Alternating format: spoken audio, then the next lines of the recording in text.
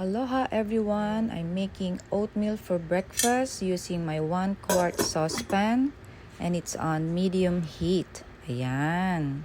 And it's ready! Let's take a look. Yay! It's boiling na! Ang arte!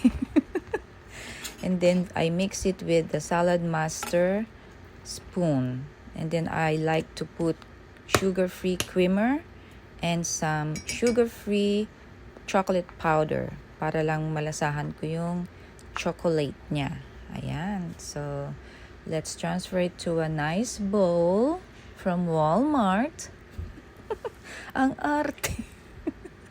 Oh, ayan, 'di ba? It looks delicious and healthy. So, yan ang ating breakfast for today. And while I'm eating my delicious, healthy breakfast cooked in Salad Master 1-quart bowl. May nakita kong squirrel. Ayun. He's playing in the tree.